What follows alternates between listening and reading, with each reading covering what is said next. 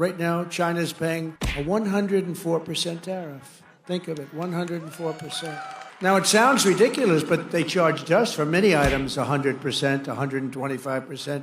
美国应该自己照照镜子，看看究竟是谁在威胁他国的主权、安全与发展。美方一味地进行极限施压，执意打关税战、贸易战，中方必将奉陪到底。美国的高级官员恶意攻击中国，抹黑破坏中巴合作，再次暴露了美国霸道霸凌的面目。中方对此表示坚决反对。谁想要控制巴拿马运河，世人皆知。美国应该自己照照镜子，看看究竟是谁在威胁他国的主权、安全与发展。美方仍在对中国滥施关税，一味地进行极限施压，对这种霸道霸凌行径，中方坚决反对，绝不接受。美方如果真的想通过对话谈判解决问题，就应该拿出平等、尊重、互惠的态度。如果美方置两国和国际社会的利益于不顾，执意打关税战、贸易战，中方必将奉陪到底。We borrow money from Chinese peasants to buy the things those Chinese peasants manufacture. That is not a recipe for economic prosperity. 听到这位副总统说出这样无知又缺乏礼貌的话，令人诧异，也感到悲哀。Ask ourselves, what has the globalist economy gotten the United States of America? And the answer is fundamentally it's based on two principles: incurring a huge amount of debt to buy things that other countries make for us. And to make it a little bit more crystal clear, we borrow money from Chinese peasants to buy the things those Chinese peasants manufacture. That is not a recipe for economic prosperity. It's not a recipe for low prices, and it's not a recipe for good jobs in the United States of America. 中方对中美经贸关系的立场已经讲得很清楚了。听到这位副总统说出这样无知又缺乏礼貌的话，令人诧异，也感到悲哀。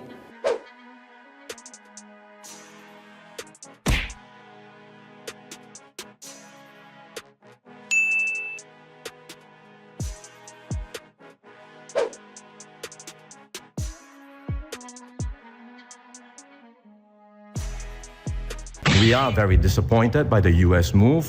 The likelihood of a full-blown global trade war is growing. This will spell trouble for all nations. But smaller countries like Singapore will face greater pressures, and we risk being marginalized and sidelined.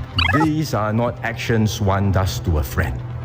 What the US is doing now is not reform. It is rejecting the very system it created. In Singapore's case, we have an FTA with America. We impose zero tariffs on US imports, and we actually run a trade deficit with the US, meaning we buy more from them than they do from us. If the tariffs were truly reciprocal, and if they were meant to target only those with trade surpluses, then the tariff for Singapore should be zero. But still, we are being subjected to the 10% tariff.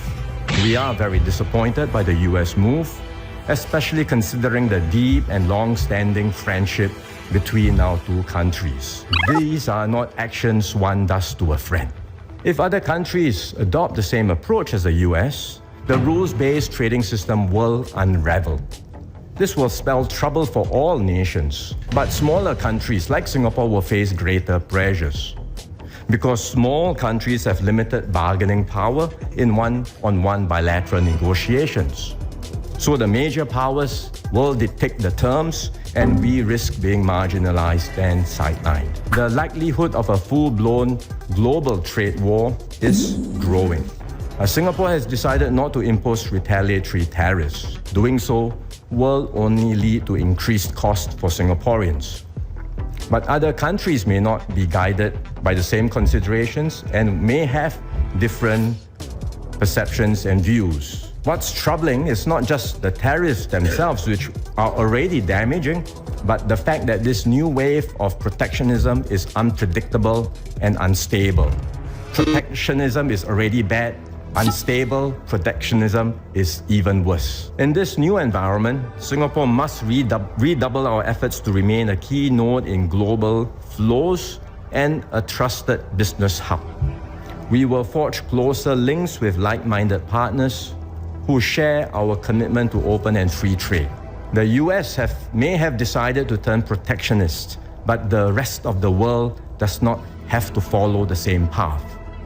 We will identify other partners to join us and work around this to ensure resilience and maintain critical parts of the multilateral system while laying the foundations for a possible new and different global system that can be achievable later. We risk being squeezed out, marginalized, and left behind. The global calm and stability we once knew will not return anytime soon. It marks a seismic change in the global order. The era of rules-based globalization and free trade is over.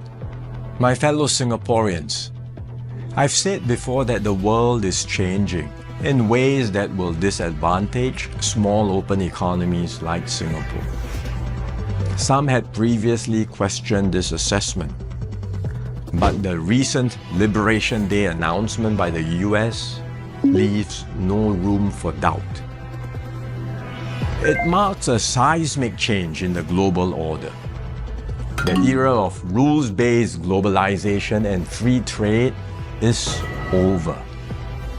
We are entering a new phase, one that is more arbitrary, protectionist, and dangerous. For decades, the US was the bedrock for the free market economies of the world. It championed free trade and led efforts to build a multilateral trading system, anchored by clear rules and norms, where countries could achieve win-win benefits through trade.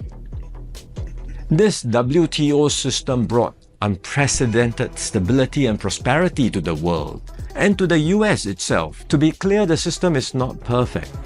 Singapore and many others have long called for reform to update the rules and to make the system better.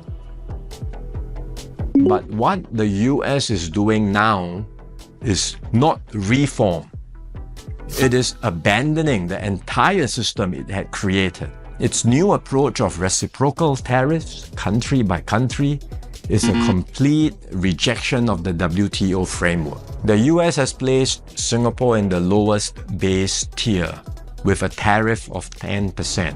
So the direct impact on us may be limited for now, but there are wider and more profound consequences. If other countries adopt the same approach as the US, abandoning the WTO and trading only on their own preferred terms country by country, it will spell trouble for all nations, especially small ones like Singapore.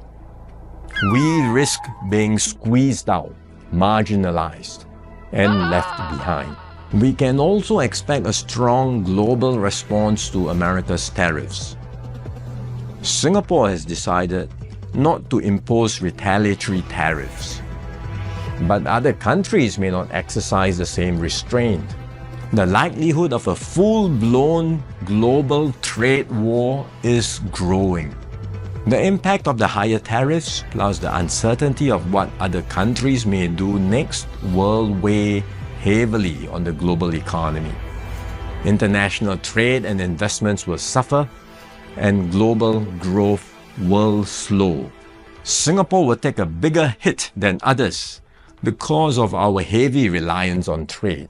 The last time the world experienced something like this was in the 1930s. Trade wars escalated into armed conflict and eventually the Second World War. No one can say how the current situation will unfold in the coming months or years. But we must be clear-eyed about the dangers that are building up in the world. Global institutions are getting weaker. International norms are eroding. More and more countries will act based on narrow self-interest and use force or pressure to get their way. This is the harsh reality of our world today. We will stay vigilant. We will build up our capabilities. We will strengthen our network of partnerships with like-minded countries. We are more ready than many other countries with our reserves, our cohesion, and our resolve. But we must brace ourselves for more shocks to come. The global calm and stability we once knew will not return anytime soon.